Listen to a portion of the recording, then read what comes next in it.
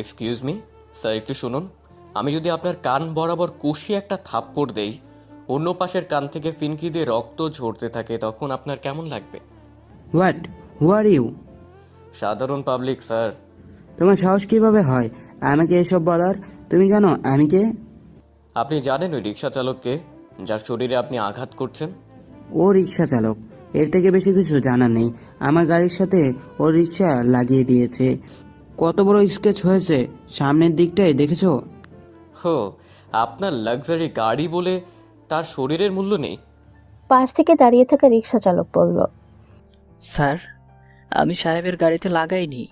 বাপাসে খাদ দেখে সাইড দিতে পারিনি, তাই সে লাগিয়ে দিয়েছে আমার রিক্সার সাথে, পরে দোষ দিচ্ছে আমার। রাকসান রিকশা চালকের কথা শুনে সামনে দাঁড়িয়ে থাকা কোটটায় বাঁধা ভদ্রলোকের দিকে তাকিয়ে তার গাড়ির সামনে এসে দাঁড়ায়। রিকশার পেছনের ভাঙ্গা ইস্পাত হাতে নিয়ে তার গাড়ির সামনে গ্লাসে সজোরে কয়েকটা আঘাত করতেই মুড়মুড় করে ভেঙে পড়ে গাড়ির সামনের গ্লাস। রাগান্বিত হয়ে ওঠে ভদ্রলোক, তেড়ে আসে রাকসানের দিকে তাকে মারার জন্য। রাকসানের রক্তটা শরীর নিয়ে দাঁড়িয়ে থাকে। ভদ্রলোক রাকসানের শরীরের কাছাকাছি আসতে সেখানে পুলিশ হাজির। রাকসানের সামনে থেকে সরে আসে সে। পুলিশের অর্থনত কর্মকর্তা ভদ্রলোককে দেখেই বলল, আফজাল সাহেব, আপনি? জি আমি। এই ছেলেটা আমাকে হয়রানি করেছে, দেখুন আমার গাড়ির কি অবস্থা করেছে একবার দেখুন। আপনারা এর কি ব্যবস্থা করবেন করুন, আমার জরুরি মিটিং আছে। আফজাল সাহেবের কথা শুনেই পুলিশ কর্মকর্তার সাথে সাথে রাকসানের শার্টের কলার ধরে। রাকসান প্রথমে জোরাজোরি করে নিজের শার্ট থেকে তার হাত সরিয়ে নেয়, পরে আবার ধরে। এবার সে কিছুই বলে না। তাদের সাথে থানায় চলে আসে। তার নামে মামলা করা হয় 3টে, ছিনতাই, চাঁদাবাজি আর অপহরণের। সে এই মামলা দেখে বলল, স্যার, আমার নামে আরও 2টো খুনের মামলা দিন। একটা সে ভদ্রলোকের, আর একটা আপনার খুনের। তার কথা শুনে পুলিশ কর্মকর্তা দাঁড়িয়ে গেলেন। রাগান্বিত হয়ে কষিয়ে থাপ্পড় দিলেন তার গালে। ঠোঁট ফেটে রক্ত ঝরছে। রাকসান নিজের ফাটা ঠোঁট মুখের মধ্যে নিয়ে রক্ত চুষছে। ততক্ষণে তার উকিল থানায় উপস্থিত। রাকসানের জামিননামা পাশেই দাঁড়িয়ে যায় পুলিশ কর্মকর্তা আজিম। আফজাল সাহেবের চেয়েও নামিদামি শিল্পপতি শহীদ হাসানের একমাত্র ছেলে রাকসান। আজিম সাহেব রাকসানের সামনে এসে তার হাতকড়া খুলে দিতে দিতে বলে, আই এম সরি স্যার, আপনাকে আমি চিনতে পারিনি।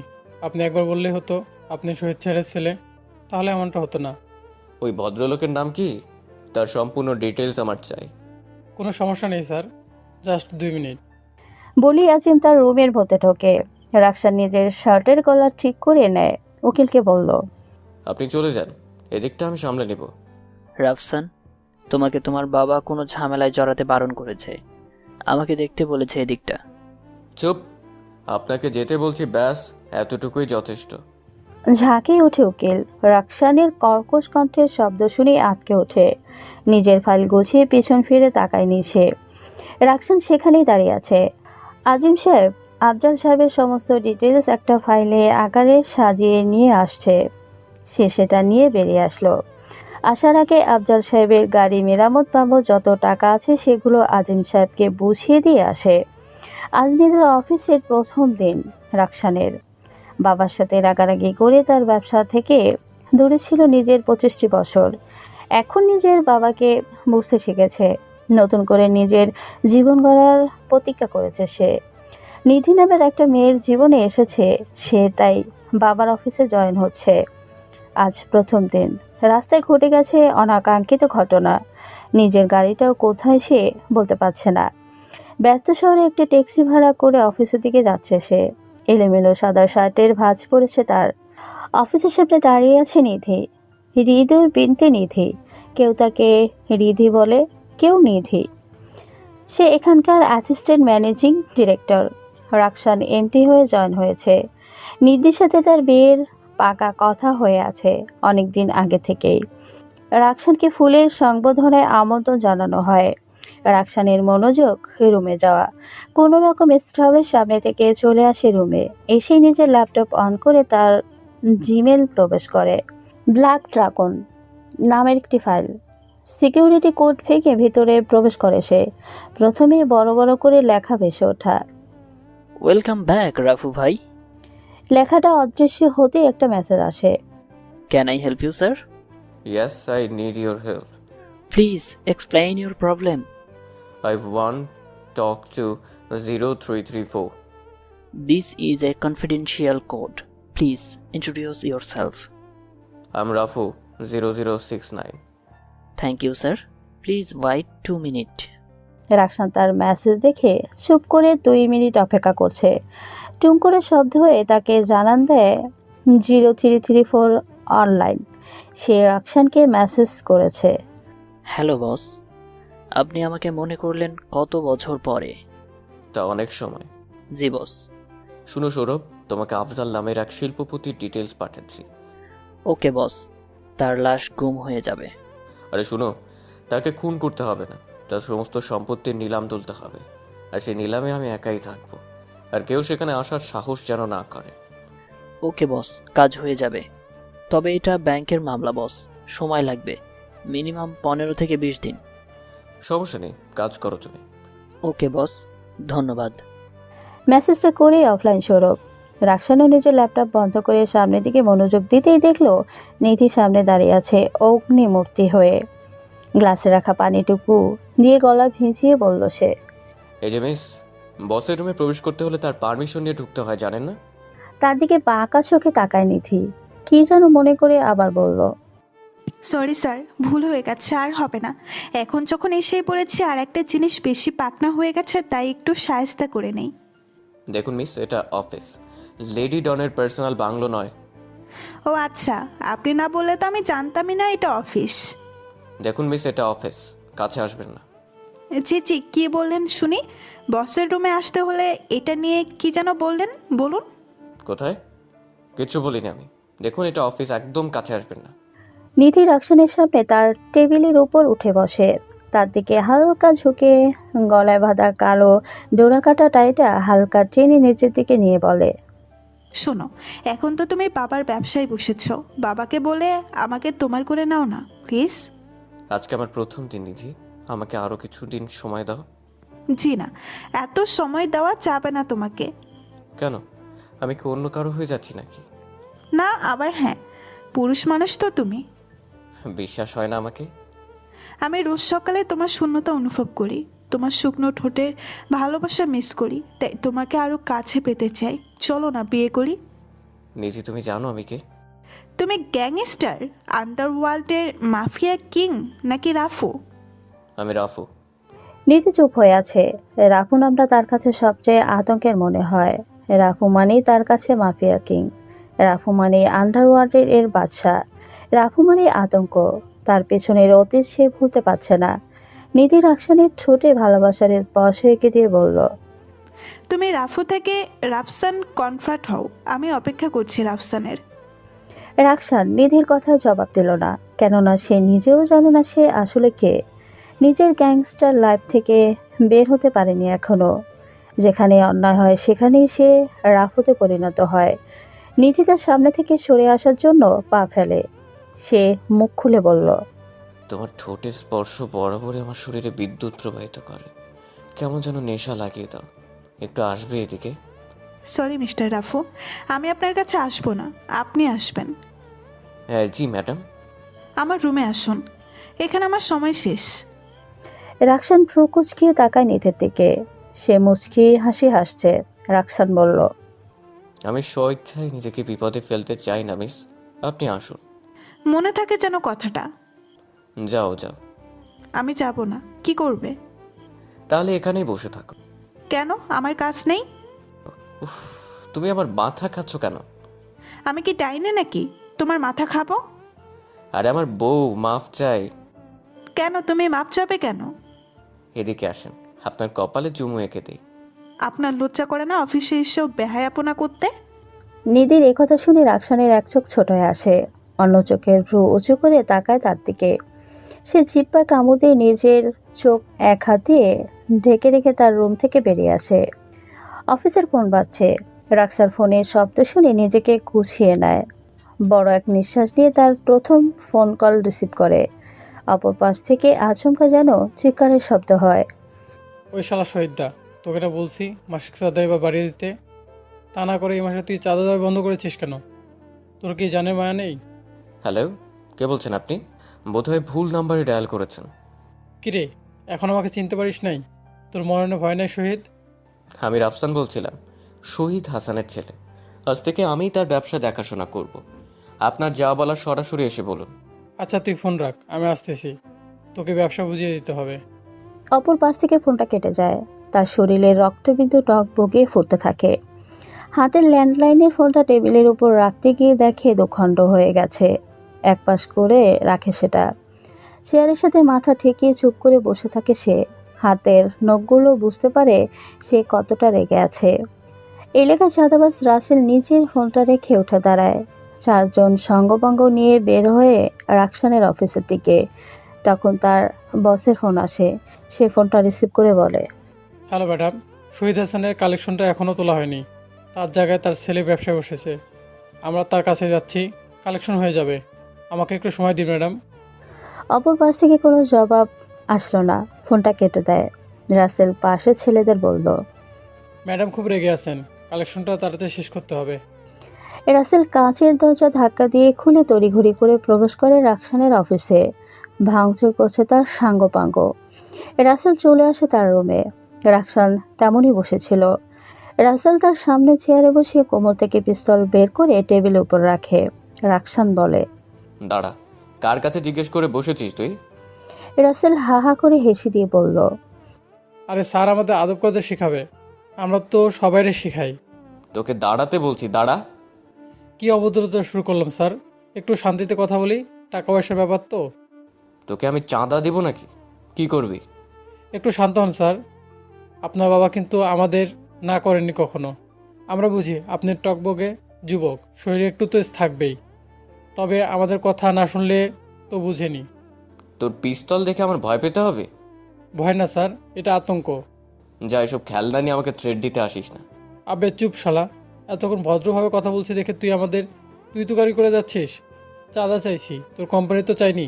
ভালো মতো চাঁদাটা দে, নয়তো তোর কপাল ফুটো করে দিব আমার পিস্তলের বুলেট দিয়ে। টেবিলের উপরে থাপ্পড় দিয়ে কথাটা বলে রাসেল। রাকসান নিজের মুখটা বাঁকিয়ে বলল, তোদের চাঁদা দিব না আমি। রাসেলের মস্তিষ্ক গরম হয়ে গেছে। পিস্তলটা হাতে নিয়ে মিস ফায়ার করে একটা।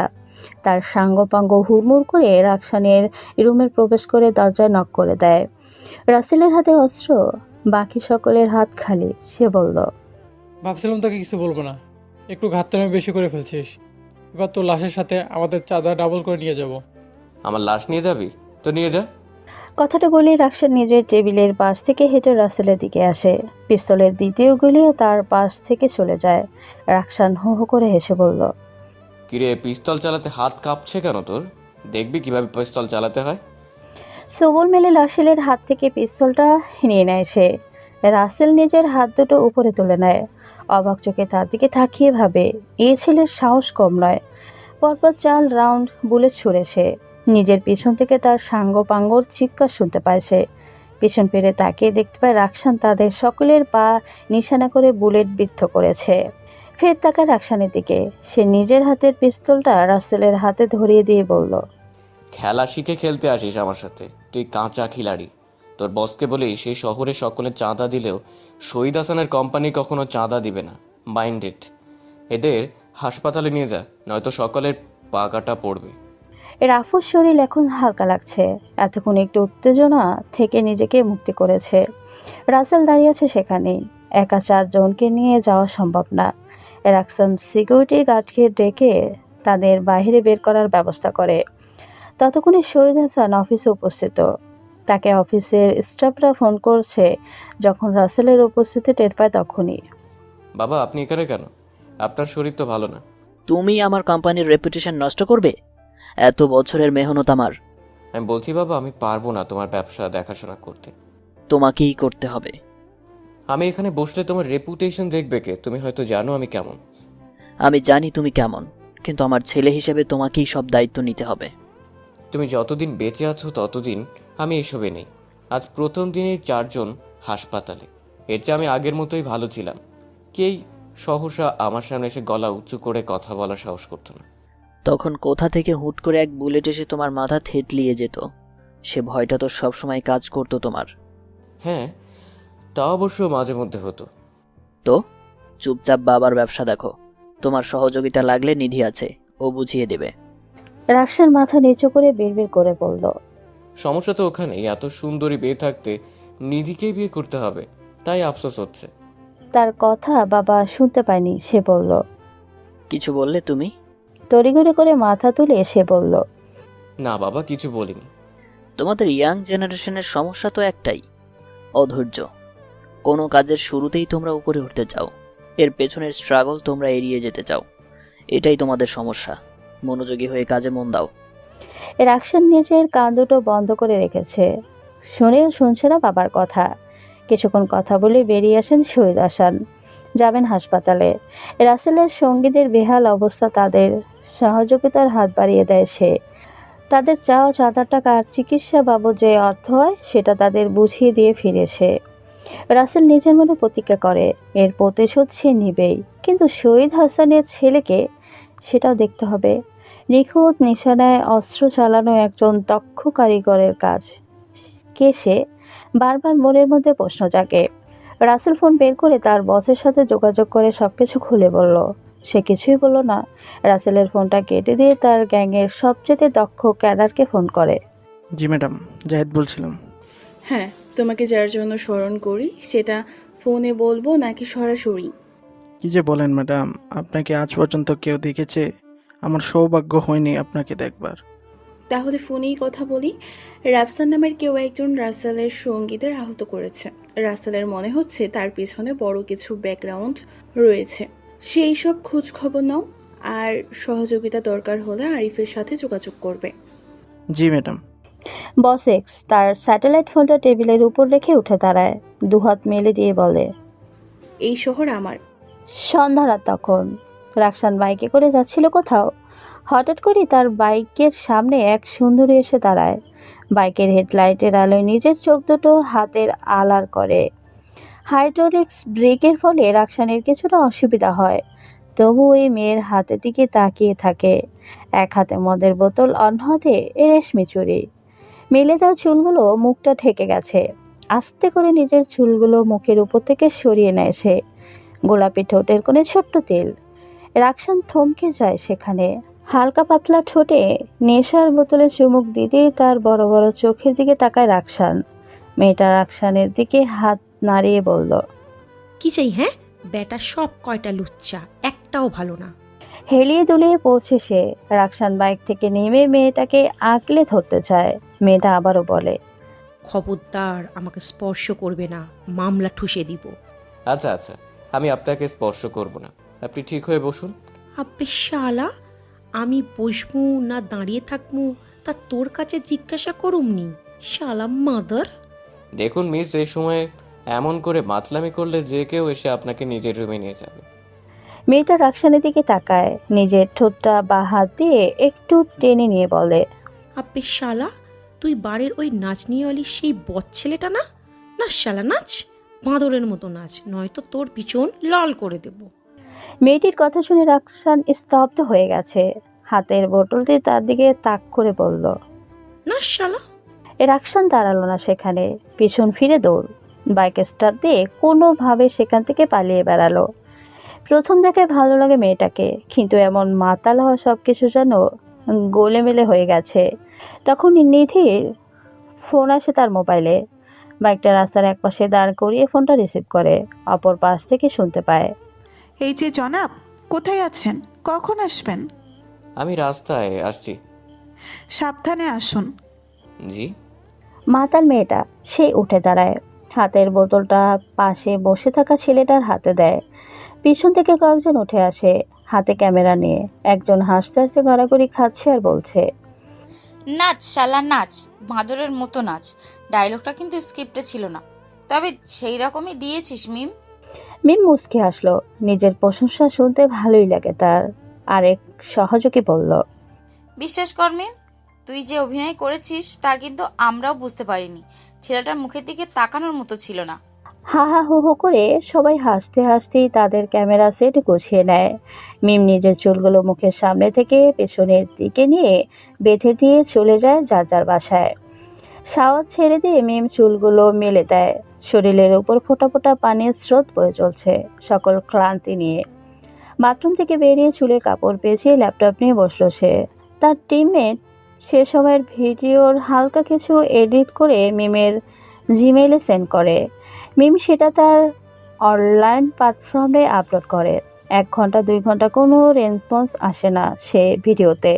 মিমের মন খারাপ, চোখ লাল হয়ে আসছে। না খেয়েই বালিশে মাথা রেখে আনমনে ঘুমিয়ে পড়ে। সকাল সকাল মিমের মোবাইলে রিং হচ্ছে। ঘুম ঘুম চোখে সে ফোনটা রিসিভ করতেই অপর পাশ থেকে বলে ওঠে, কংগ্রাচুলেশনস মিম, তোর ভিডিও তো ভাইরাল। কি? চমকে ওঠে মিম। চোখ কচলাতে কচলাতে নিজের ল্যাপটপ অন করে তার অ্যাকাউন্টে প্রবেশ করে নিজের চোখকে বিশ্বাস করতে পারছে না। সত্যি সত্যি ভাইরাল সে ভিডিও। মিম বিছানার উপরে দুহাত তুলে নাচানাচি করার মতো লাফাচ্ছে, জোরে জোরে চিৎকার করছে আনন্দে। সাদা শার্টে টাই বাজছিল রাকসান। ব্ল্যাক ড্রাগনের সিক্রেট এজেন্ট তাফসির কল আসে রাকসানের ফোনে। বস, আপনার ভিডিও তো ভাইরাল। দুনিয়া তো জেনে যে আপনি আজও বেঁচে আছেন। আপনার ছদ্মবেশী রূপটা সবার সামনে না আসলেও আপনার শত্রুদের সামনে ঠিকই চলে আসছে। যারা যারা আপনাকে চিনে তারা অবশ্যই সেই ভিডিও দেখছে। কি বলিস তাসফি? হ্যাঁ বস, ঠিকই বলছি। কি ভিডিও শেয়ার কর। জি বস, আমি আপনাকে লিঙ্ক শেয়ার করছি। রাকসান কথা বলল না। তার দেওয়ার লিঙ্কে প্রবেশ করে সে। রাতে ওই ঘটনার ভিডিও দেখে সে অদ্ভুতভাবে শকড হয়েছে। সত্যি সেটা অভিনয় ছিল বুঝতে পারেনি সে। রাকসান তাফসিকে বলল, তাসফি যত তাড়াতাড়ি সম্ভব যে অ্যাকাউন্ট থেকে ভিডিও আপলোড হয়েছে সে অ্যাকাউন্ট হ্যাক করে ভিডিও মুছে ফেলবে, আর ওই অ্যাকাউন্টের সকল ইনফরমেশন কপি করে সব কিছু মুছে ফেলবে। জি বস, আপনি বলার আগে আমি ওই অ্যাকাউন্ট নিজের আওতায় নিয়েছি, কিন্তু আমার আগেও এই অ্যাকাউন্টে আরও 2 জন অ্যাক্সেস নিয়ে ইনফরমেশন কপি করেছে। তাফসির কথা শুনে রাকসানের মুখ থেকে বিস্ময়কর শব্দ হয়। ও মাই গড, মেয়েটার জীবন নাশের ঝুঁকি রয়েছে। মিম নিজের অগোচরেই নিজের ভিতর ডেকে এনেছে। সাময়িক খ্যাতি অর্জনে হারিয়ে ফেলতে চলেছে নিজেকেই। কখন যেন একটা বুলেট এসে তার বুক ছিঁড়ে এপার ওপার হয়ে যায়, সেটা সময়ের ব্যবধান মাত্র। রাকসান নামক এক ভয়ঙ্কর গ্যাংস্টারের সাথে ভিডিও করা, সেটা যথারীতি ভাইরাল। সবাই চিনছে তাকে, ভালো খারাপ উভয়। রাকসান যে কিনা অন্ধকার জীবন থেকে পালিয়ে বেড়াচ্ছে তাকেও সবার সামনে নিয়ে আসছে এই ভিডিও।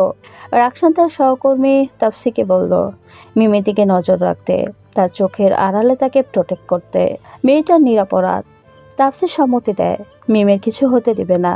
সেই অনুযায়ী তার গ্যাংয়ের সবচেয়ে দক্ষ ক্যাডার নিয়োজিত করে মিমের দেহরক্ষী হিসেবে। রাকসান শান্ত মস্তিষ্কে অফিসে চলে যায়। বস, রাফু আজও জীবিত। এতটুকু সংবাদে কান খাড়া হয়ে যায় ডেভিডের।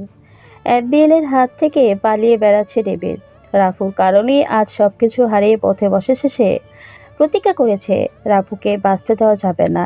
বসা থেকে উঠে দাঁড়ায় ডেভিড, চিৎকার করে বলে, রাফু, তোর সময় শেষ হয়ে আসছে।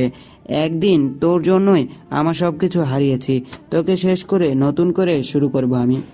পিছন থেকে ডেভিডের গুপ্তচর বলল, কিন্তু বস, রাফু ঠিকানা আমাদের কাছে নেই, তবে তার সাথে ঘনিষ্ঠ এক মেয়ের ইনফরমেশন আছে, যেটা লিঙ্ক ধরে আমরা তার কাছে পৌঁছাতে পারি। কিসে লিঙ্ক? বস, একটা মেয়ে। ডেভিড হো হো করে হেসে ফেলল, উঁচু কণ্ঠে বলল, তাহলে রাপুর স্বভাব সেখানেই আটকে আছে।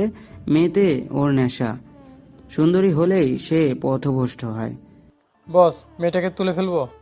হ্যাঁ, তাই করো, তবে সাবধান, পাকে খেলারি রাপু। তা নিয়ে চিন্তা করবেন না বস, এটা আমরা দেখে নিব। রাফু যত বড় খেলাড়ি হোক না কেন, আমরা ওর থেকে বড় হারামি। গুপ্তচরের কথা শুনে মুচকি হাসি হাসল ডেভিড। এই হাসির মানে বুঝতে পারেনি সে। খুব রহস্য আবৃত এই হাসি। প্রত্যাহান করল গুপ্তচর। ডেভিড চুরুটে আগুন লাগায়।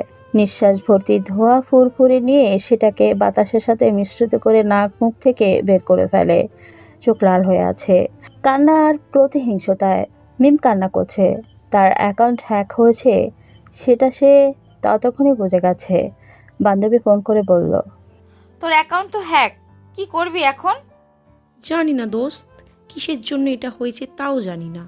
দোস্ত, আমি বলি কি, এই বিষয়ে আমার এক আত্মীয় আছে, তার কাছে যাই। সমাধান পেতে পারি। ফিরবে তো দোস্ত? শিওর না, তবে চেষ্টা তো করে দেখতে পারি। দোস্ত, আমার অ্যাকাউন্ট যদি না ফিরে আসে তাহলে আমি শেষ। ঠিক সেই সময় মিমের অ্যাকাউন্ট নাম্বারে একটা মেসেজ আসে, বি কেয়ারফুল। আননোন নাম্বার দেখে সেটাকে গুরুত্ব দেয়নি মিম। বান্ধবীর কথা মতো বেরিয়ে পড়ল বাসা থেকে। তখন 10টা বাজে। বান্ধবীর সেই আত্মীয় দেখা মিলল না সেখানে গিয়ে। মিমের মন খারাপ আরও বৃদ্ধি পাচ্ছে। দোকানের সামনে সিঁড়িতেই বসে পড়ে সে। চোখ মুখ লাল হয়ে আসছে। সেই মুহূর্তে একটা সাদা গাড়ি এসে থামলো তাদের সামনে। ড্রাইভিং সিট থেকে বেরিয়ে আসলো এক মধ্যবয়স্ক যুবক। সাদা শার্টের অর্ধেক হাঁটা উপরে তুলে রেখেছে সে। মুখের নিচে হালকা কিছু দাড়ি, লম্বা চুলের শ্যামলা চেহারায় ছেলেটা মিমের পাশে এসে বসলো। মিম খেয়াল করলো ছেলেটার দিকে। এই সেই ছেলেটা যার ভিডিও তাড়াতাড়ি ভাইরাল, কিছুক্ষণের মধ্যেই আইডি হ্যাক।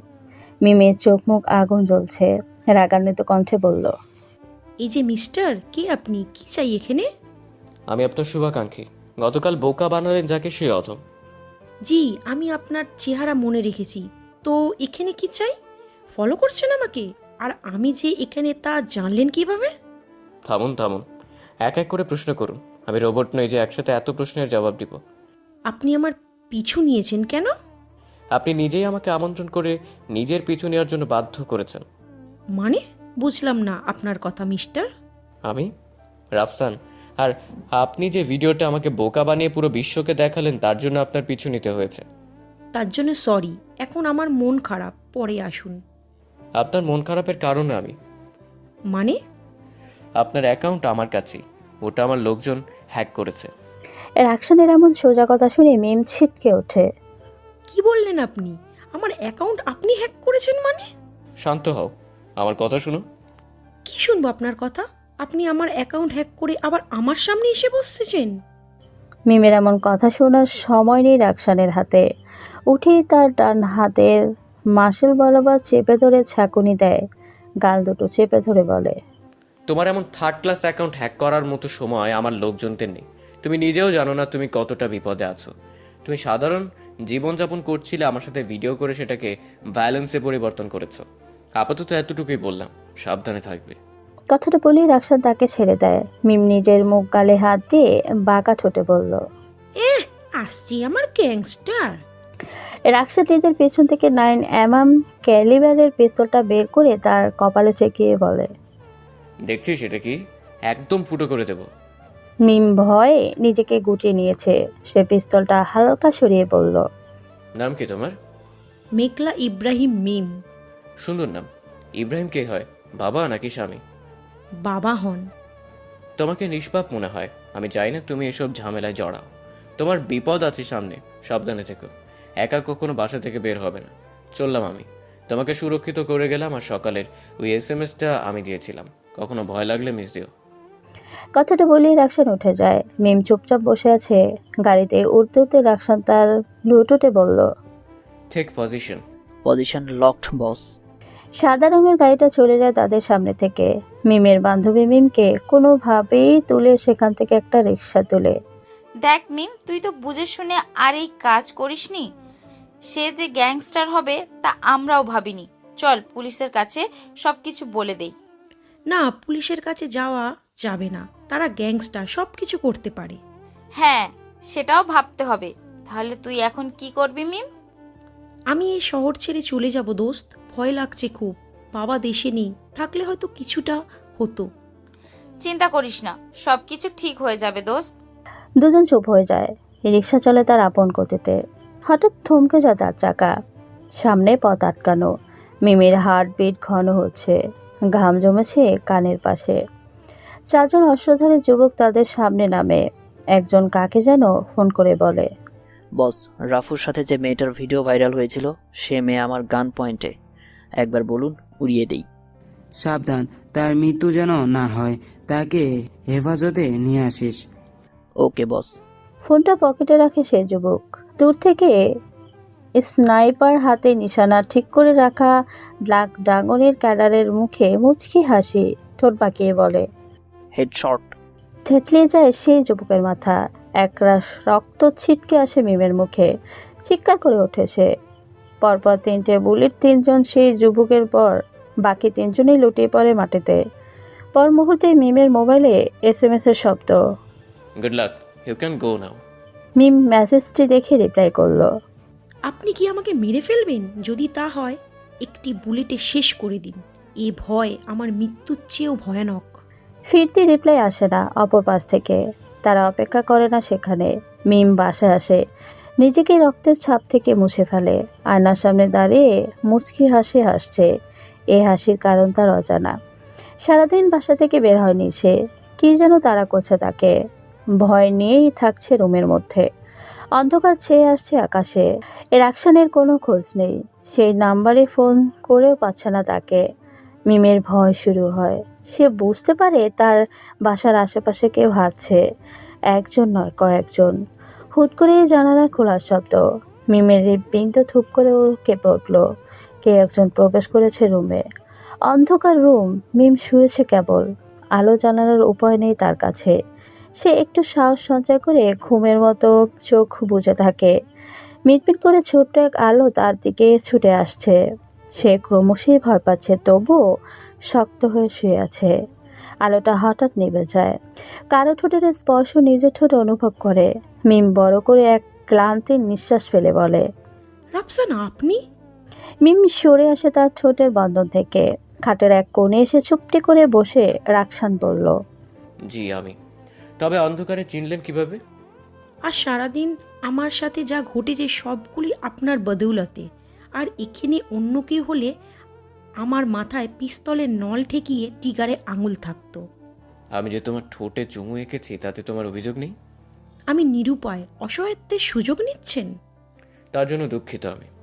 ওয়েট, আমার উপর হামলা করানো, আমার সামনেই মানুষ খুন, আইডি হ্যাক, সব কিছু আপনার প্ল্যান না তো?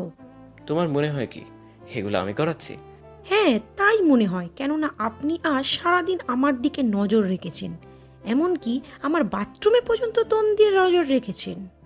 তোমাকে রাতের সেই নজরেই ভালো লেগেছে, কিন্তু তোমার মাতলামি দেখে পালিয়েছি। সেই কাকতালে ভাবে আমাদের দেখা। আমি তো জানতামই না তোমরা এটা ভিডিও করেছো। তাহলে আমার সাজানো কিভাবে হলো? আপনারা সব কিছু পারেন মিস্টার মাস্তান। প্লিজ, যদি আমার দেহের প্রতি নজর থাকে তাহলে পিস্তলের এই ট্রিগারটা আমার কপালে ঠেকিয়ে সব কিছু লুকিয়ে আমাকে চিরতরে শেষ করে দিন। তবুও ভয়ে ভয়ে বেঁচে থাকার চাইতে ভালো। দেখো মিম, আমি প্রেম পিপাসু হতে পারি, জালিম নই। মাস্তান ঠিকই, কিন্তু দর্শক নই। তোমার যদি মনে হয় এসব আমি করছি তাহলে চলে যাচ্ছি। তোমার আশেপাশে দেখবে না আমাকে। তোমার জীবনটা তোমার কাছেই গুচ্ছ রাখলাম। কাল সকালে কেউ এসে তোমাকে তুলে নিয়ে আমার কথা জিজ্ঞেস করবে, তখন হয়তো তোমার মুখে কোনো উত্তর থাকবে না। 2জন কিংবা 4জন জোর জবরদস্তির মাধ্যমেই শরীরের প্রতিটা অংশ ছিঁড়ে নিবে, তখন তোমার আমাকে মনে পড়বে। আচ্ছা আমি আসি, আর দেখবেন আমাকে। রাফসানের কথাগুলো মিমের মনে আরো ভয় ঢুকিয়ে দেয়। একা থাকতে আরো ভয় করছে তার। সে দরজা থেকে বের হতে যাবে, তখনই মিম বলল, এই ওই দিক থেকে কই যাচ্ছেন? বের হওয়ার জন্য এখান থেকেই বের হব। এটা গার্লস হোস্টেল। সমস্যা নেই, নিচে আমার লোকজন ম্যানেজারকে বেঁধে রেখেছে। বলি রাকসান আবারও সামনের দিকে এগোয়। মিম ডাক দেয় পেছন থেকে, শুনছেন? আমাকে এভাবে একা ফেলে কোথায় যাচ্ছেন? কেন, মাত্রই তো বললেন চলে যেতে। চলে যেতে বললাম বলেই চলে যাবেন? হ্যাঁ, আমি বাধ্য ছেলে। আচ্ছা, আপনার মা বাবা নেই? বাবা আছে আর চাচা চাচি। আমাকে আপনার চাচা চাচির বাসায় নিয়ে যাবেন এই রাতের অন্ধকারে? কেউ দেখবে না। কিছুদিন নিরাপদে একটু থাকতে চাই, তারপর দেশের বাইরে চলে যাব ভিসাটা কনফার্ম হলেই। তাদের বাসায় রাখা যাবে, তবে তাদের কি বলবো আমি? ফ্রেন্ড কিংবা বন্ধুর বোন? আপনার মস্তিষ্কে কি এগুলো আগে থেকেই ভেবেছিলেন? না, বিভিন্ন সিনেমায় দেখেছি। রাকসান কথা বাড়ালো না। মিমকে নিয়েই বেরিয়ে পড়লো তার চাচার বাসার দিকে। সেখানেই তার বোন আছে, মিমি। 2জন সমবয়সী, একসাথেই সময় কেটে যাবে তাদের। রাকসান মিমকে সেখানে রাখার চিন্তা করছে। নিধি চোখ এড়ালো না। নিধিকেও তো দেখতে হবে তার। মিম ভরসা করেছে তাকে একটা আশ্রয়ের জন্য। মিমকে চাচার বাসায় রেখে নিজের বাসায় চলে আসে সে। রাতের অন্ধকার ছাড়া কেমন যেন অদ্ভুত মনে হয়। নিজেকে অসহায় লাগছে তার। রাকসানের জীবনে এতটা অসহায়তা লাগেনি কখনো। আজ এমন কেন হচ্ছে বুঝতে পারছে না। ভোরের আলো এসেছে শহরে। ডেভিড চুরুটে আগুন জ্বালিয়ে সকাল শুরু করেছে। নিশ্চিন্ত সে। চোখে জ্বালানিময় সেই ছাপ নেই। দুজন ক্যাডার তার সামনে দাঁড়ায়। বস, রাফসানের ঠিকানা মিলেনি। সেই মেয়েটাও রাতের অন্ধকারে মিশে গেছে। আমাদের 4 জন ক্যাডারের ভয়ানক মৃত্যু হয়েছে। ডেভিড চুরুটে টান দিয়ে বলে, রাফু জঙ্গলের সেই চিতা যাকে ছোঁয়া সাধারণ কোনো মানুষের পক্ষে সম্ভব না। তাকে ধরার জন্য শিকারী প্রয়োজন, আর সেই শিকারী খুব তাড়াতাড়ি তার কাজে নামবে। বস, রাফুকে? আমার শিষ্য। তাহলে তার সাথে আপনার এত শত্রুতা কেন? ডেভিড তাদের কথা জবাব দেয় না, নিশ্চুপে চুরুটে টান দেয়। সবকিছু ক্যাডারদের সাথে শেয়ার করা যায় না। বস বসের জায়গায় থেকে কথা বলে। তারা দুজন চুপচাপ চলে যায় সেখান থেকে। রাকসান তার সাদা গাড়িটা নিয়ে রোজকার মতো আজকেও বের হয়। ব্যস্ত শহরে যানজটে আটকে যায় রাস্তার মোড়েই। কয়েকটা মোটরসাইকেল এসে ঘিরে যায় তার গাড়ির আশেপাশে। রাকসান লক্ষ্য করলে গুরুত্ব দেয়নি। হঠাৎ করে তারা পেট্রোল ভরা বেলুন তার গাড়ির চারপাশে ছুঁড়ে মারে। সিগারেটের ফুলকুতে আগুন ধরে যায় গাড়িতে। রাকসান তখনও কিছু টের পায়নি। ইয়ারফোনে ফুল ভলিউমে গান চলছিল যে। গাড়ির চারপাশে আগুন জ্বলে ভিতরে লাগতেই টের পায় সে। ডান হাতের কিছুটা আগুনে তাপ লেগেছে। ঝাঁপিয়ে পড়ে গাড়ির বাহিরে। রাসেল নিজের হাতে একটা হকি স্টিক নিয়ে দাঁড়ায় রাকসানের সামনে। আচমকাই এক শব্দ। রাকসানের কান বেয়ে রক্ত পড়ছে। গাল ফেটে গেছে। জিহ্বা কেটে গলগল করে মুখ ভরে রক্ত ফেনা বেরোচ্ছে। সবাই তাকিয়ে আছে। রাকসানের চোখ বুজে আসছে। রাসেল বলল, চল তোকে খেলা শেখাই। রাকসানের ক্ষত বিক্ষত দেহটা ছেড়ে দিয়েছে পিচ ঢালা রাস্তায়। হাসতে হাসতেই রাসেল যোগাযোগ করে তার ম্যাডামের সাথে। ম্যাডাম, শহীদ হাসানের ছেলে আমাদের সামনে অচেতন অবস্থা পড়ে আছে। আপনি বললে আমরা তাকে এখানে শেষ করে দিতে পারি। তার ম্যাডাম জবাব দিল, না থাক, এখন প্রাণে মারতে হবে না। তাকে আমার ভয়ে আতঙ্কিত করতে হবে। তার মনে আমার ভয় ঢুকাতে হবে। জি ম্যাডাম। শোন রাসেল, শহীদ হাসানের ছেলের একটা ছবি তুলে রাখিস। তার মুখটা দেখবো একবার। জি ম্যাডাম, হোয়াটসঅ্যাপ করছি। বস এক্স ফোন রেখে দেয়। অন্য এক কাজে নিজেকে ব্যস্ত করে ফেলে, যার কারণে হোয়াটসঅ্যাপের মেসেজ চেক করতেই ভুলে যায় সে। রাসেল চলে আসে সেখান থেকে। রাকসানের ক্ষত বিক্ষত দেহটা ধরাধরি করে হাসপাতালে নিয়ে আসে সাধারণ পাবলিক। গালে ঠোঁটে মাথায় ব্যান্ডেজ তার। জ্ঞান ফিরে 8 ঘন্টা পর। মোবাইলে হাই সিকিউরিটি থাকায় হাসপাতালের কেউ তার পরিবারের সাথে যোগাযোগ করতে পারেনি। এদিকে পরিবারের সকলেই চিন্তিত রাকসানকে নিয়ে। কোথাও কোনো খোঁজ নেই তার। নিধি ফোন করছে বারবার, বন্ধ করছে ফোন। হাসপাতালে থাকার প্রয়োজন নেই তার। উঠে দাঁড়ায় কেবিনের শক্ত বেড থেকে। একজন নার্স এসে তাকে একটা ফাইল ধরিয়ে দেয়। সেখানেই হাসপাতালের বিল হিসাব করা। বিলটা নিয়ে দোতলায় পরিশোধ করে আসবেন। নার্স চলে যায়। তার নার্ভাস লাগছে, কেমন যেন অদ্ভুত কিছু অনুভব করছে। এমনটা আগে হতো, কাউকে মারার আগে শরীরে এমন অদ্ভুত ভাবনা চলে আসতো। তাহলে কি কারো মৃত্যু তার হাতে লেখা হয়ে গেছে?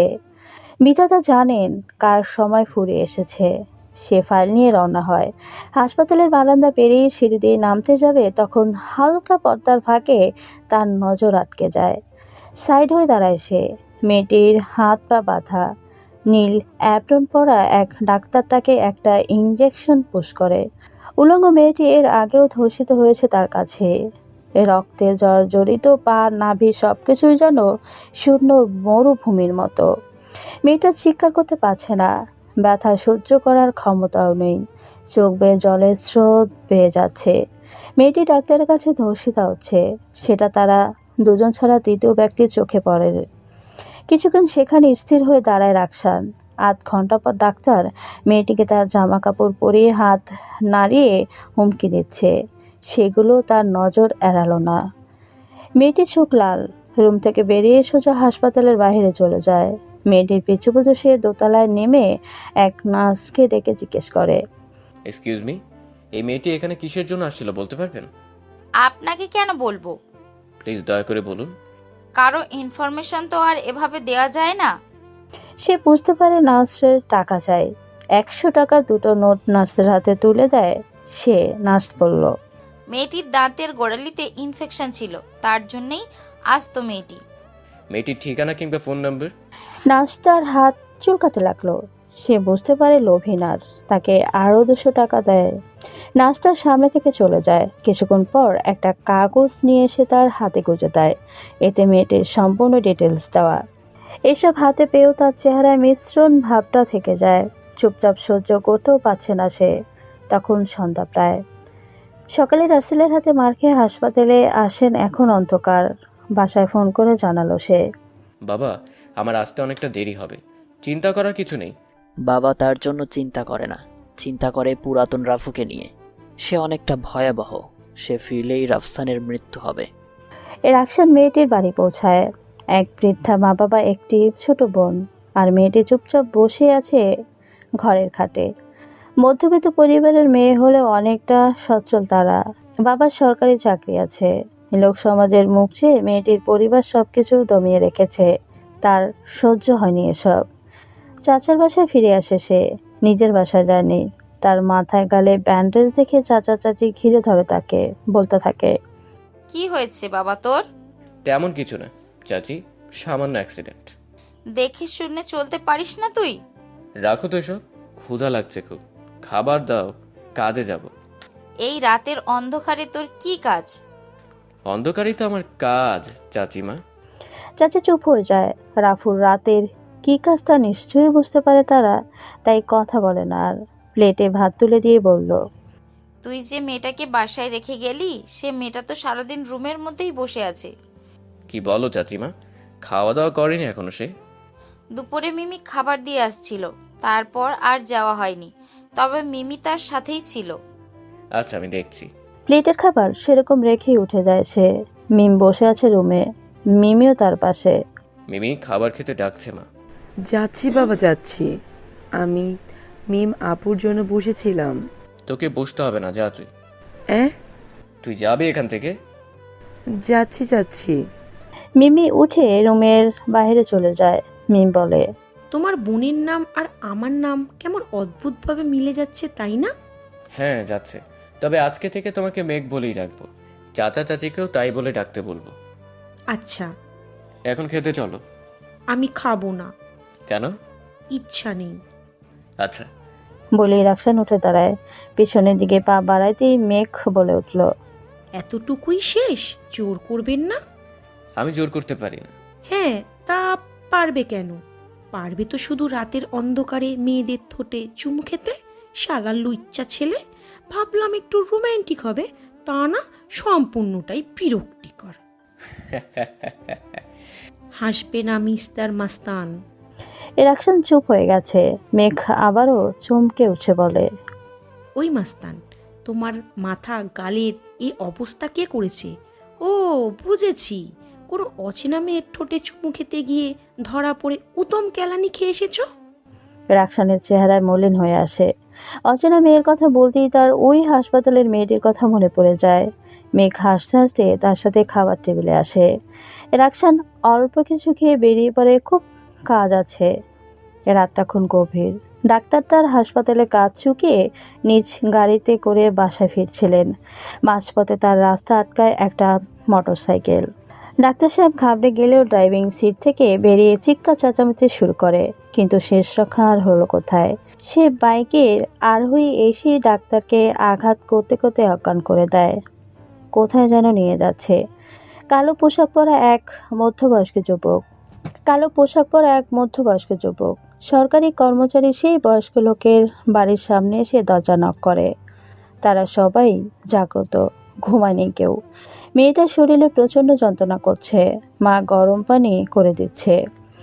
দরজায় সাড়া পেয়ে বয়স্ক লোকটা এসে দরজা খুলে দেয়। সে ভেবেছিল তার পাড়ার কেউ, তা নয়। দরজা খুলতেই হন হন করে ভেতরে প্রবেশ করলো মধ্যবয়স্ক কালো পোশাকধারী যুবকটা। মুখে মুখোশ বাঁধা যুবকটা ধর্ষিত মেয়েটার হাত ধরে টানতে লাগলো। মেয়েটির বাবা পথ আটকালো। কোথায় নিয়ে যাচ্ছ আমার মেয়েকে? আপনার মেয়েকে আমার পছন্দ হয়েছে, সমস্যা নেই, পারিশ্রমিক দেওয়া হবে। লজ্জা করে না তোমার? এ আমার মেয়ে হয়। তাতে কি হয়েছে? আপনারা তো চুপচাপ সহ্য করবেন, চিৎকার চেঁচামেচি করার সুযোগ নেই। পকেট থেকে একটা পিস্তল বের করলো সে। মেয়েটির বাবা যুবকটির পায়ের কাছে বসে বলল, বাবা, আমার মেয়েটি অসুস্থ, তাকে নিয়ে যাবে না? দোহাই লাগে আপনার। যুবকটি তাদের কারো কথাই শুনল না। মেয়েটির দিকে পিস্তল ঠেকিয়ে বেরিয়ে গেল বাসার বাইরে। বাইরে এসে যুবকটি মেয়েটিকে জোর করে তার গাড়িতে বসিয়ে চলল। মেয়েটি কিছু বলছে না, সে যেন এক মুর্দা যাওয়া গোলাপ, পাথরে পরিণত হয়েছে। মুখটা শুকিয়ে গেছে তার। গাড়িটা এক পরিত্যক্ত বাড়ির সামনে এসে থামালো। মেয়েটিকে বলল। গাড়ি থেকে নেমে এসো।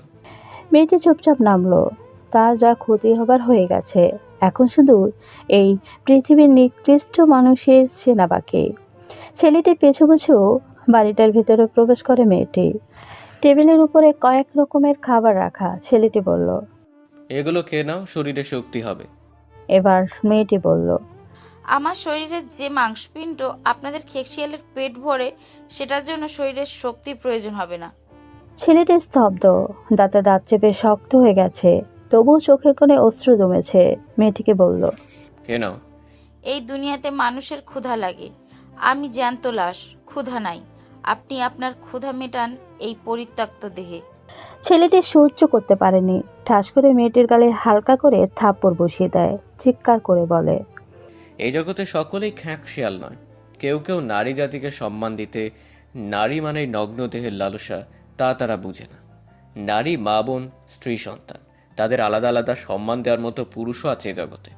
তুমি নিশ্চিন্তে খেয়ে নাও। মনে করো আমি তোমার ভাই বলছি, যার নাম রাফু হতে পারে। মেয়েটি এবার বিস্ময় চোখে তাকায় তার দিকে, কাপা কণ্ঠে বলে, আপনি সেই রাফু? হ্যাঁ, অন্ধকার জগতের মৃত্যু ছায়া। আমার দর্শন যে পেয়েছে সে দিনের আলো কখনো দেখেনি। তাহলে আমাকেও মেরে ফেলুন। ভাই কখনো বোনকে মারে না। তুমি খাওয়া করো, আমি পাশের রুমে যাচ্ছি। মেয়েটি খাবার টেবিলে বসে, পানি দিয়ে শুরু করে খাওয়া। কয়েক মিনিট খাওয়ার পর একটু ঢেকুর তুলতেই পাশের রুম থেকে চিৎকার শুনতে পায়। সে তড়িঘড়ি করে পাশের রুমে এসে দেখে সেই ডাক্তার, যার দেহ ক্ষুধায় মূর্ছা গেছে মেয়েটি। চেয়ারের সাথে হাত পা বাঁধা ডাক্তারের সামনে টেবিলে রাখা আছে ধারালো অস্ত্র, মেশিন সুই, আরও দেশি বিদেশি অস্ত্র। মেয়েটি আস্তে আস্তে তার সামনে এসে দাঁড়ায়। রাফু বলে, একে উচিত শিক্ষা দাও তুমি নিজ হাতে। মেয়েটির হাত থরথর করে কাঁপছে। রাফু ডাক্তারের মাথাটা উঁচু করে ধরে, যেন নড়তে না পারে। মেয়েটি টেবিলের উপর থেকে মেশিন সুই তুলে নেয় হাতে। এক এক করে দু চোখে 60টি সুই গেঁথে দেয়। ডাক্তার চিৎকার করে। মেয়েটি আত্মতৃপ্তির চোখে তাকায়। হো হো করে হেসে দেয় সে। চোখ বেয়ে ঝর্ণার মতো রক্ত গড়িয়ে পড়েছে। ধারালো অস্ত্র দিয়ে তার ঠোঁট কেটে দেয় সে। এখন সে চিৎকার করতে পারছে না, গড়গড় করে শব্দ হচ্ছে শুধু। নিজের কান দুটো খাড়া করে নেয়। মেয়েটিও আনন্দ পাচ্ছে। ডাক্তার দামি প্যান্ট ধারালো অস্ত্রের আঘাত দুভাগে ভাগ হয়েছে। মুচড়ে দেওয়া শিরায় আবৃত লিঙ্গটা কেটে দেয় তার মুখে গুজে। বড় বড় নিঃশ্বাস ফেলে মেয়েটি। এ রক্তে ভেজা হাত দুটো তুলে চোখের সামনে ধরে। হো হো করে হাসছে মেয়েটি। সামনে বাঁধা মানুষরূপী শিয়ালটি। মেয়েটিকে নিয়ে রাফু সেখান থেকে বেরিয়ে আসে। তার লোকজন লাশটি রাজমাস্তায় ফেলে যায়, বড় বড় করে লিখে যায়, আমার বেঁচে থাকার অধিকার নাই, প্রতিবাদীর হাতে মৃত্যু হয়েছে। নিচে ছোট্ট করে লেখা রাফু। মেয়েটিকে রাফুর একটি পরিচিত হাসপাতাল থেকে ওষুধ নিয়ে তার নিজ বাড়িতে পৌঁছে দেয়। মেয়েটির বাবার মুখে হাসি নেই। সে জানে না তার মেয়ের সাথে কি হয়েছে। তবে মেয়েটির সন্তুষ্টির হাসি এসে রাফুকে ধন্যবাদ দিয়ে বিদায় দেয়। কিন্তু রাফুর চেহারা তাদের অদেখায় রয়ে যায়।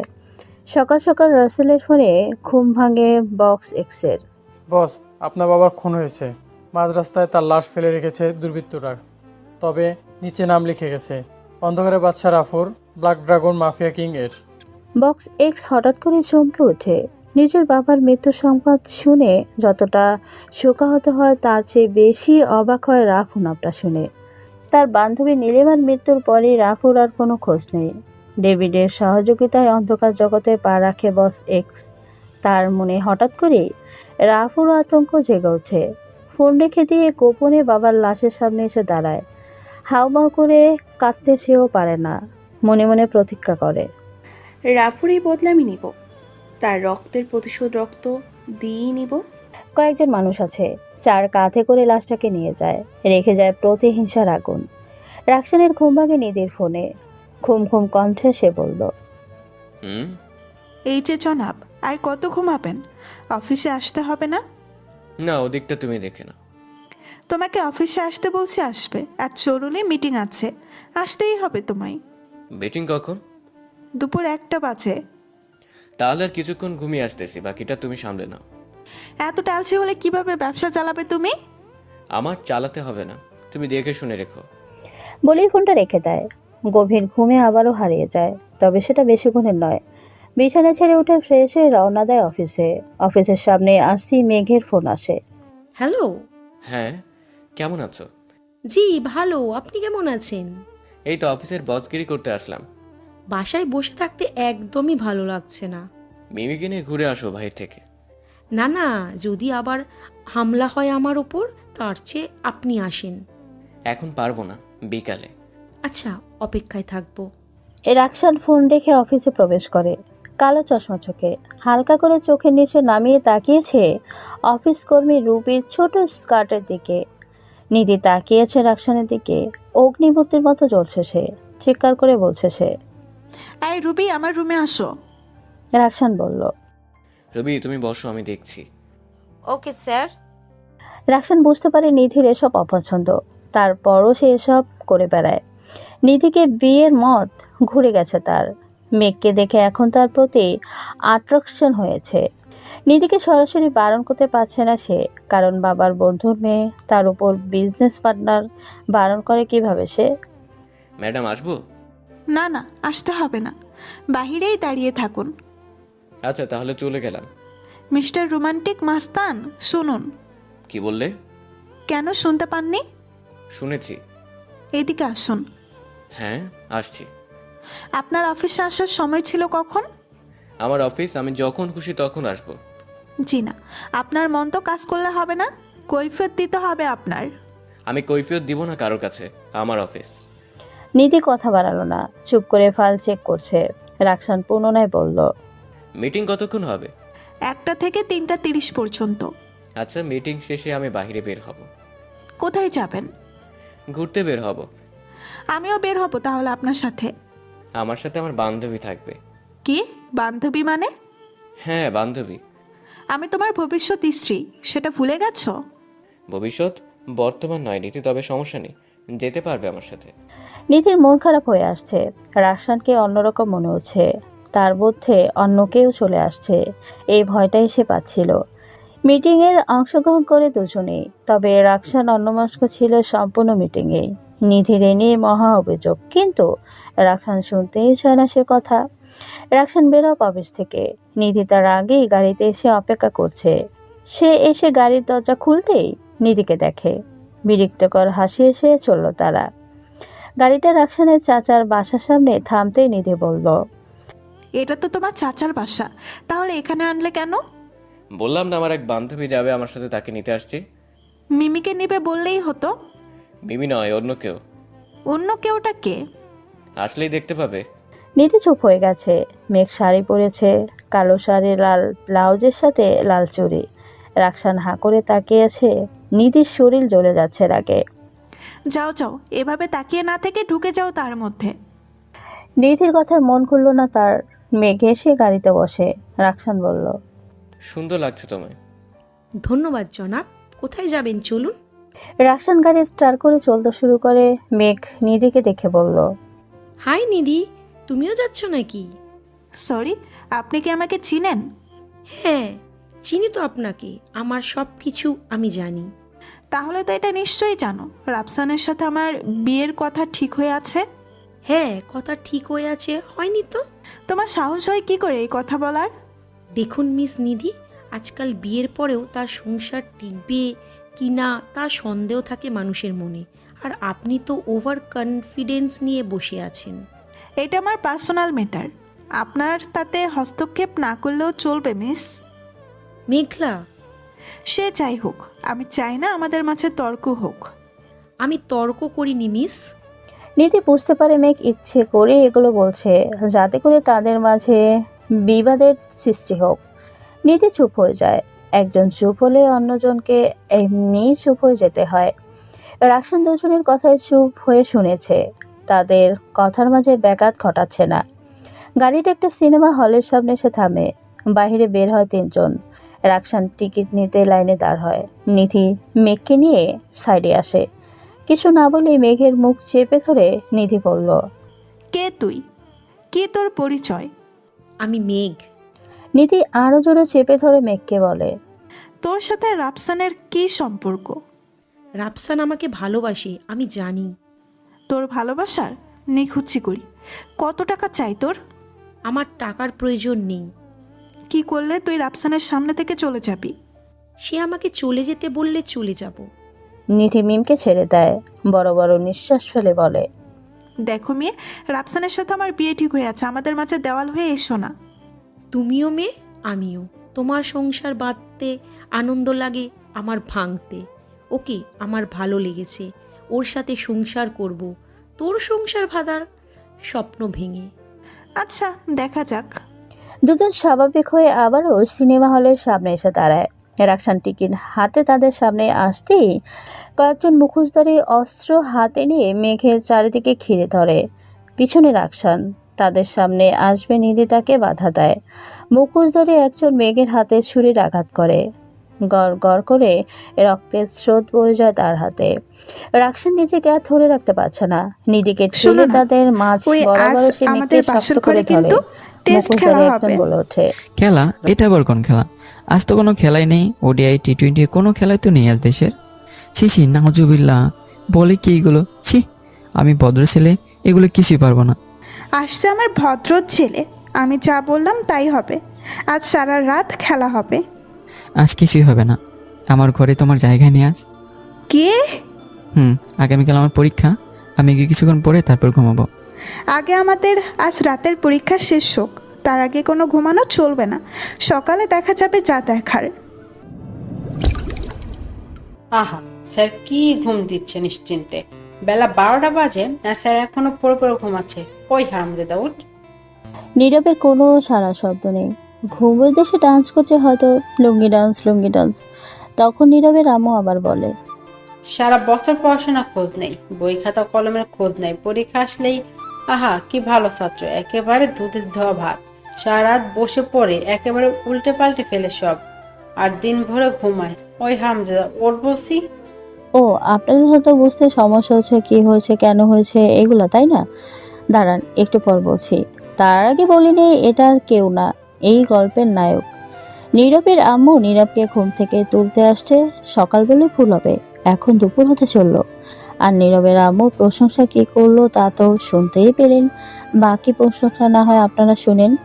আসলে নীরবের আগামীকাল পরীক্ষা, তাই গতকাল রাতে অনেকটা রাত জেগে পড়াশোনা করেছে। সারা বছর বললে ভুলে পড়তে বসে না। দুটো কোম্পানির ম্যানেজার গিরি করে, ঘোরাঘুরি করে, কিন্তু পরীক্ষা আসলে একেবারে নিরীহ শিশু। আগামীকাল থেকে নীরবের ইন্টারে ওঠার ফাইনাল পরীক্ষা।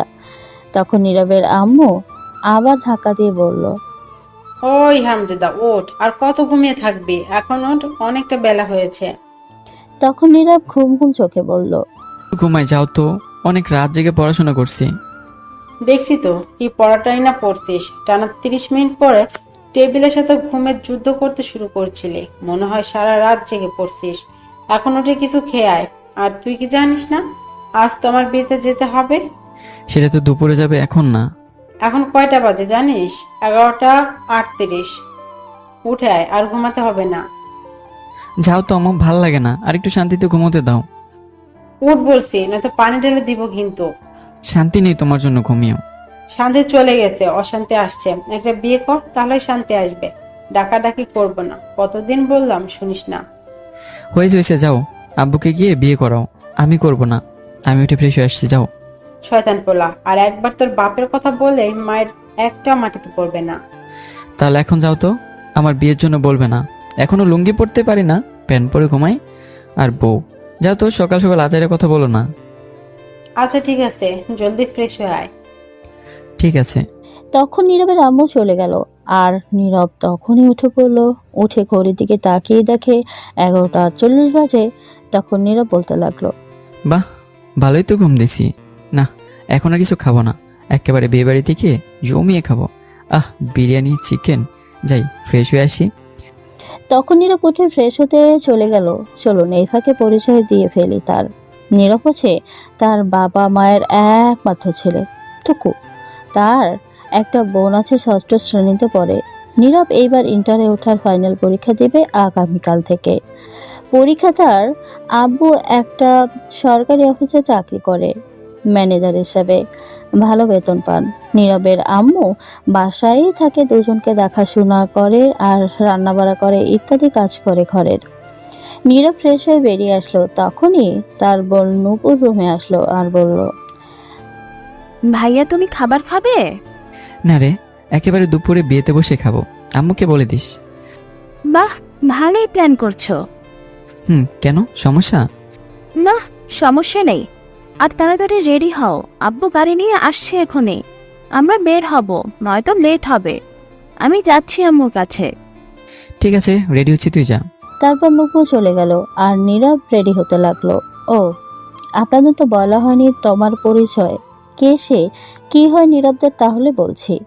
তমা হচ্ছে প্রতিবেশী নীরবদের, গ্রামের খুব ভালো সম্পর্ক তাদের সাথে, রক্তের কেউ না হলেও রক্তের মতোই। তমা ভার্সিটির লেখাপড়া করতো, এখন লেখাপড়া ছেড়ে দিছে, তাই বিয়ে দিচ্ছে। আগে নীরবের আব্বু আম্মু গ্রামে থাকতো, 2 বছর হলো তারা ঢাকা আসছে, কারণ নীরবের আব্বু সরকারি একটা অফিসে চাকরি করে ম্যানেজার হিসাবে। সেখান থেকেই থাকার জন্য একটা ফ্ল্যাট বাসা দিয়েছে, তাই সবাই চলে আসছে। এখন গল্পে ফেরা যাক। নীরব রেডি হয়ে বসে বসে ফোনে গেম খেলতে লাগলো। কিছুক্ষণ পর নূপুর আসলো, তখন নীরব ফোনের দিকে তাকিয়ে জিজ্ঞেস করলো, কিরে, আম্মু রেডি হয়েছে? আব্বু আসছে? আম্মু রেডি হচ্ছে, আর আব্বুকে আমি ফোন করেছি, বললো 5 মিনিট লাগবে। আচ্ছা, আসলে বলিস। এই বলে নূপুর চলে গেল তার আম্মুর রুমে গিয়ে জিজ্ঞেস করলো, আম্মু হয়েছে তোমার? হয়েছে। তোরা বাসায় গেটের সামনে গিয়ে দাঁড়া, আমি রুমগুলো লক করে তালা দিয়ে আসছি। ঠিক আছে আম্মু। এই বলে নূপুর রুম থেকে বের হয়ে নীরবের রুমে যেতে লাগলো। তখনই ফোন বেজে উঠলো নীরবের আম্মুর।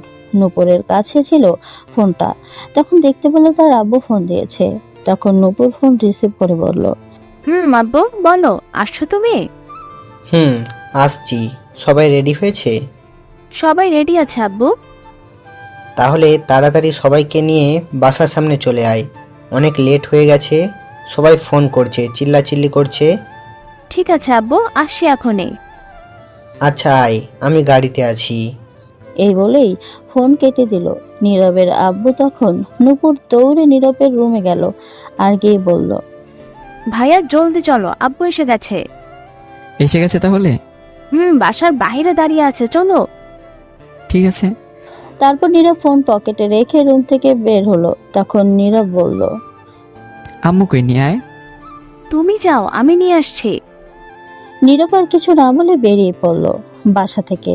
গেটের কাছে এসে দেখে তার আব্বু গাড়ি নিয়ে বসে আছে। তখন নীরবকে দেখে জিজ্ঞেস করলো, তোর আম্মু কই, নূপুর কই? ঘর লক করে আসছে, তালা দিয়ে আসছে। ঠিক আছে, গাড়িতে বসে পড়। তারপর নীরব গাড়িতে বসে পড়লো গিয়ে। কিছুক্ষণ পর তার আম্মু বোন এসে গাড়িতে উঠলো আর বলল, কয়টা বাজে গো নীরবের আব্বু? এখন তো 12টা 29। কতক্ষণ লাগবে যেতে? এই মনে কর 2 ঘন্টা লাগবে। তাহলে তো অনেক লেট হয়ে যাবে। তোমাকে বলেছিলাম গতকাল চলে যাই, আমরা না একসাথে যাব। আম্মু থাক, বাদ দাও এগুলো কথা, এখন চলো। তারপর গাড়ি যেতে লাগলো। তোমার বাসা হচ্ছে রূপগঞ্জ উপজেলায়, আর নীরবের আব্বু আম্মু থাকে এখন ঢাকায়। আগে তারা সেখানেই ছিল। রাস্তার জ্যাম কম থাকায় 1.5 ঘন্টায় পৌঁছে গেল গ্রামে সবাই। তখন সেখানে গিয়েই দেখলো 2টা 10 বাজে। তোমার বাসা থেকে কিছুটা দূরে গাড়ি রাখলো। তারপর ড্রাইভার সহ তোমার বাসার দিকে যেতে লাগলো। তখন নীরব বলল, আব্বু, গ্রামে তো অনেক কিছু পরিবর্তন হয়ে গেছে দেখা যাচ্ছে। ভাইয়া ঠিক বলেছ, অনেক কিছু পরিবর্তন হয়ে গেছে। সময়ের সাথে সাথে পরিবর্তন হয়ে গেছে, উন্নয়ন করা হচ্ছে আস্তে আস্তে, তাই পরিবর্তন হচ্ছে। তখন কিছুটা দূরে যাওয়ার পর দেখতে পেল বিয়ের গেট দেখা যাচ্ছে। তখন নীরব বলল, বাহ, খুব সুন্দর বিয়ের গেটটা তো হয়েছে, লাইটিংও তো দেখা যাচ্ছে অনেক। গতকাল আসলে ভালো হতো আম্মু। তোর আব্বুকে বল আমায় না বলে। আব্বু, আমার বিয়ের সময় কিন্তু এর চেয়ে ভালো গেট করো। বললাম কি বলতে, আর বললো কি? তোমার বিয়ের সময় দড়ি দিয়ে কোনো মতে বেঁধে করবে। এই বলে নূপুর হাসতে লাগলো। তখন নীরব রাগী গলায় বলল। তোরে পারমাণবিক বোমা মেরে উড়িয়ে দেবো কিন্তু পেতনি। তখন নীরবের আব্বু বলে উঠল। এই তোরা থাম তো, চুপ করে চল। আচ্ছা চলো। এই বলে হাঁটতে লাগলো। তোমারা মধ্যবিত্ত ইটের বিল্ডিং ঘর, কিন্তু উপরে টিনের। তারপর সবাই মিলে তোমার বাসায় প্রবেশ করলো। তখন তোমার আব্বু নীরবের আব্বুকে দেখে বলল। আরে ভাইজান, কেমন আছেন সবাই? ভালোই আছি সবাই, আপনারা কেমন আছেন? ভালোই। যাক আসছেন তাহলে অবশেষে। এত লেট হলো কেন? আসলে অফিসে কাজের চাপ ছিল, আমার আর নীরবের আগামীকাল থেকে ফাইনাল পরীক্ষা, তাই আসতে লেট হলো। তারপর সবার সাথে কথা বলে তোমার আব্বু বলল। সবাই ভিতরে যান। তোমার আম্মু রুমে রুমে আমি একটু বাবুর্চি রান্না দেখে আসি। সবাই তো এসে গেছে। ঠিক আছে ভাইজান। তারপর তোমার আব্বু চলে গেল। তখন নীরব বলল। আব্বু তোমরা ভেতরে যা, আমি আর রাসেল ভাই একটু ঘুরে দেখি। ঠিক আছে, বেশি দূরে যাস না কিন্তু। ঠিক আছে। তারপর নীরব আর ড্রাইভার সহ চলে গেল। তখন নীরবের আব্বু আম্মু আর নূপুর ভেতরে গেল। ভিতরে গিয়ে দেখলো তোমার আম্মু তোমার কাছে বসে আছে। তখন নীরবের আম্মু গিয়ে বলল। কি ব্যাপার, মামি কি করে এখানে? তখন তোমার আম্মু বলল। কি আর করব, মেয়েটাকে শেষমেশ ভালো করে দেখে নিচ্ছি। আগামীকাল থেকে তো আর সারাক্ষণ দেখতে পাবো না। একবার তো চলে যাচ্ছে না, মাঝে মাঝে আসবে। তখন তো সব সময় কাছে থাকবে না, বাড়িটা ফাঁকা হয়ে যাবে। এগুলো কথা বললে তো মেয়েটা আরো কষ্ট হবে। বাদ দিন এগুলো কথা। কেমন আছেন? এই তো আছি, তোমরা কেমন আছো? ভালোই আছি তো মামা, তুমি কেমন আছো? এই তো আছি আন্টি কোনো মতে। আপনারা কেমন আছেন? ভালো আছি। এখন রেডি হওনি যে? মেকআপ করা মেয়েটি আসেনি, আসলে বিউটি পার্লার থেকে। তারপর ও আচ্ছা। তারপর আরো কিছুক্ষণ সবাই মিলে কথা বলল বসে। কিছুক্ষণ পর মেকআপ করার মেয়েটি আসলো। তখন তোমার আম্মু বলল। আমরা অন্য রুমে বসে কথা বলি, তোমার রেডি হোক। ঠিক আছে। তারপর সবাই অন্য রুমে চলে যাচ্ছিল। তখন তমা বলল। নূপুর তুই যাস না, এদিকে আয়। ঠিক আছে। তারপর নীরবের আম্মু আব্বু তোমার আব্বু আম্মু অন্যদিকে চলে গেল। তখন নূপুর গিয়ে তোমার কাছে বসলো। আর তখন তমা বলল। কিরে তোর ভাই কোথায়? ঘোরাঘুরি কেন করে আপু? তোর ভাই শয়তান একটা হারামি। একটা আমি কল দিলে রিসিভ করে না, ফেসবুকে মেসেজ দিলে সিন করে না, কথা বলে না, আন্টিকে কল দিলে বাসায় পাওয়া যায় না। কই এটা? তখন নূপুর মুচকি এসে বলল। বাহ, এত ফলো করো, আগে জানতাম না তো। তো কেন আপু, আমার ভাইটার সঙ্গে প্রেম করবে নাকি? ধুর, তোর ভাইকে আর ধরা দেয়? প্রেম করলে তো কবেই করতাম, ইচ্ছেটা রাজি হবে না, বাদ দে। এখন বলবো নাকি? এখন বলে লাভ নেই, বিয়ে করে ফেলতেছি। কত ঘুরেছি পেছনে, ঘুরতে ঘুরতে 5 জোড়া জুতা ছিঁড়ে গেছে, কিন্তু কাজ হয় নাই। শয়তান পাত্তাই দিল না, বুঝলোও না। আম্মুকে বলতে তাহলে তোমাদের এক করে দিত।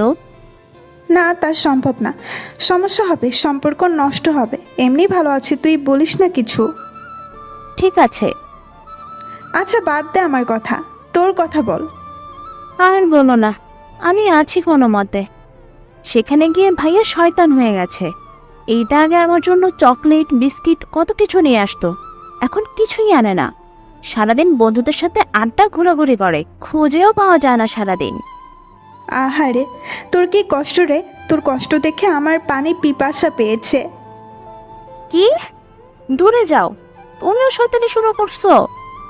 কি আর করব বল। তোমার হবু বর কি করে? কি জানি, একবার শুনেছি জব করে সরকারি। যাক, তাহলে তো ভালোই, টাকা পয়সার অভাব নেই। তখন তমা মন খারাপ করে ফেললো। তখন নূপুর বলল। কি হয়েছে, মন খারাপ কেন? কিছু না, তবে তোর তখনই তোমার সব বান্ধবী আসলো আর তোমাকে সাজাতে। নূপুর জানতে পারলো না কি বলতে চাইছে। তখন নূপুর তোমাকে সাজাতে তাদের সাথে ব্যস্ত হয়ে পড়ল। এদিকে নীরব ঘোরাঘুরি করে এসে সোজা খাওয়ার জন্য গিয়ে বসে পড়ল। তার আব্বু মুখে বলে কিছুক্ষণের মধ্যেই খাবার দাওয়া শুরু হলো। এইদিকে তোমার আব্বু রুমে গিয়ে বিছানায় ঠাস করে বসে পড়লো। খুব চিন্তিত অবস্থা। তখন তোমার আম্মু গিয়ে জিজ্ঞেস করলো, কি হয়েছে, তোমাকে এমন দেখাচ্ছে কেন? কিছু হয়েছে? আগে আমায় একটু মাথায় পানি দাও তো। আচ্ছা আসো, দিচ্ছি। তখনই নীরবের আম্মু আসলো। তখন দুজন গিয়ে তোমার আব্বুকে মাথায় পানি দিল, রুমে নিয়ে এসে শুয়ে দিল। তখন তাদের সব আত্মীয় স্বজনরা রুমে এসে হাজির হয়েছে। কি হয়েছে জানতেই সবাইকে পাঠিয়ে দিল, শুধু নীরবের আব্বু আম্মুকে ছাড়া। তখন নীরবের আব্বু জিজ্ঞেস করলো, কি হয়েছে ভাইজান? প্রেসার বেড়ে গেছে নাকি আপনার আবার? না, সেগুলো কিছু না। তাহলে কি হয়েছে বলো? বিয়ের সব কাজ সম্পূর্ণ, এখন বরযাত্রী আসা বাকি। আত্মীয় স্বজনরাও এসে গেছে, দূর থেকে লোকজন এসে গেছে।